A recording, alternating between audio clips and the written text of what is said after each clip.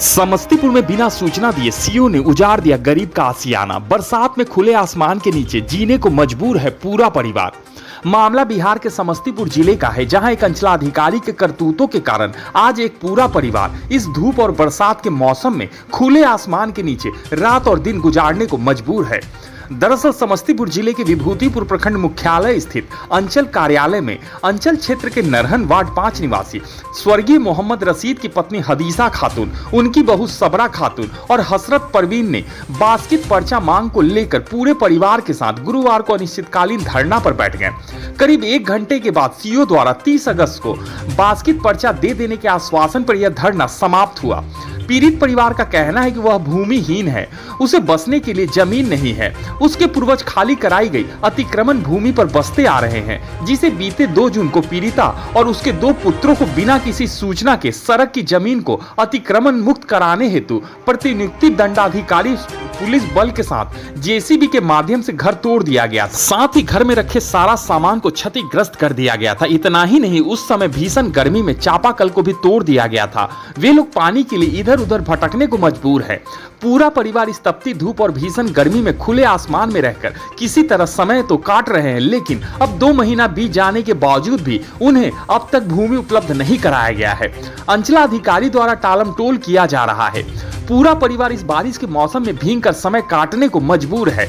मिली जानकारी के अनुसार करीब 30 वर्षों से भी ज्यादा से इनके पूर्वजों द्वारा उक्त जमीन पर अस्थायी रूप से झोपड़ी बनाकर रह रहे थे।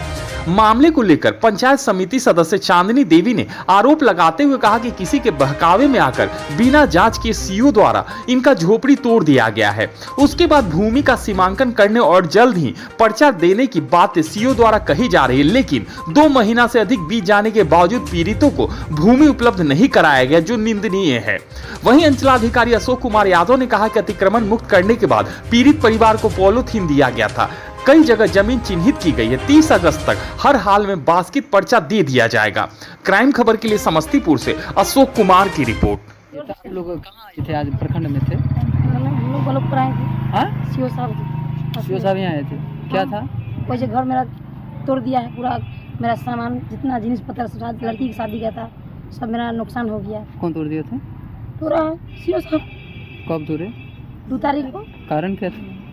कारण क्या था कि हम लोग सरकारी जमीन में गरीब आदमी थे, भूमि थे, घर बना के रहते थे वही जमीन पर। और नोटिस गया गुलशन खातून के नाम से, घर तोड़ा गया हम लोग का। मेरा आपको नोटिस नहीं गया था? नहीं, मेरे नाम से नोटिस नहीं है। घर तोड़ दिया गया? घर तोड़ दिया। कब तोड़ा गया? 2 तारीख को। 2 तारीख 6ठा महीना था। अच्छा महीना। अच्छा। मई नहीं, जून 2 तारीख। अच्छा, उसके बाद क्या हुआ? तोड़ दिया, तब क्या हुआ? तोड़ दिया गया तो हम लोग सीओ पास गया, सीओ साहब के पास आए यहाँ। वहाँ हम लोग पन्नी दिया 2 बार। पानी दिया गया था? हाँ, 2 बार पानी दिया। तोड़ने के बाद 2 बार दिया गया। अच्छा, कोई हवा में पानी देता है, बारिश आता है, मतलब वही लगा के रहने के लिए छावनी दे के रहते हैं। अच्छा, उसी में अच्छा, हवा आता है, पानी पूरा अच्छी जाता है। इतना जोर से आवाज करता है जो उसमें रहना भी मुश्किल हो जाता है। पानी आता है, चारों पट्टी से पानी गिरता है। अच्छा, बहुत मुश्किल से उसमें रहते हैं। बिछावन भी भीग भी जाता है उसमें। बाल बच्चा रह नहीं पाता है। खाना पीना भी बनाते उसमें भीज के बनाते हैं पानी में। यही हम लोग का यही। सीओ साहब पर क्या मामला था?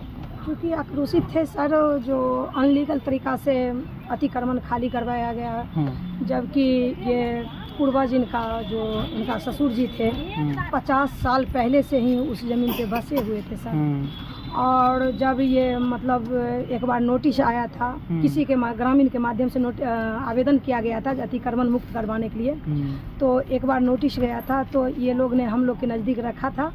तो हम और सरपंच साहब, मैंने एक आवेदन लिखी लेटर पे, मैं अपने लेटर पैड पे, और मैं सर्टिफाई करके इनको दी थी, जो सीओ साहब अंचलाधिकारी को और एसडीओ साहब को, दोनों आदमी को मैंने भिजवाई थी। ये भूमिहीन है, इसको बास्केट पर्चा दिया जाए। लेकिन मेरे सर्टिफाई का नज़रअंदाज किया गया और अनलीगल तरीका से बिना सूचना दिए हुए, क्योंकि सूचना आया ऑफिस से, ये भी सत्य है, लेकिन सूचना आया तो गुलशन खातून के नाम से सर सूचना आया, और हदीसा खातून, हसरत परवीन और ये सबरा खातून के नाम से कोई सूचना नहीं आई थी, नोटिस नहीं आई थी गुलशन खातून को। तो सर जब गुलशन खातून को नोटिस अंचल अधिकारी जी ने दे रहे हैं। कौन है गुलशन खातून? गुलशन खातून उनकी ननद हुई, बिहाता बेटी हुई। ये अपने मायके में ही 1 कट्ठा जमीन खरीद के ये रह रहे हैं अपने मकान बना के। अच्छा। और इनके नाम से नोटिस अंचल से जाता है। तो हम लोग इनको किए थे, हाँ, नोटिस कर दिया, नोटिस किया गया। जो अच्छा। घर आप अतिक्रमण खाली करवाया, सरकारी जमीन में वो नहीं रह रहा? जी नहीं, कहीं से 1 इंच भी सरकारी जमीन का अच्छा अच्छा अतिक्रमण नहीं करके रखी है, निजी जमीन में है। तो हम ये जानना चाह रहे थे सीओ साहब से या आरओ साहब से, जो आप अतिक्रमण खाली करवाने के लिए नोटिस कर रहे हैं, तो गुलशन खातून तो ऑलरेडी अपने जमीन में रह रही है, सरकार की भूमि में तो है ही नहीं। तो जिसको नोटिस आप कर रहे हैं उनका मकान जो आप तोड़ना चाहिए ना, तो फिर हसरत परवीन और सबरा खातून का मकान क्यों टूटा? ये अच्छी बात नहीं है, ये गलत है। और आरओ साहब जो अतिक्रमण खाली करवाने के लिए गए, उस समय चूंकि सीओ साहब छुट्टी में थे, तो आरओ साहब गए। मैं भी गांव में नहीं थी, बंगाल में थी। अतिक्रमण खाली करवाने के दरमियान में जल नल योजना जो हमारे मुख्यमंत्री जी का एक योजना है, एक मिशन था, हर घर जल हर घर बिजली हम पहुंचाएंगे। और ये आरओ साहब ने जल नल का तमाम टोटी उखाड़वा के फेंकवा दिए और बिजली जो है, बिजली का तार नोचवा दिए।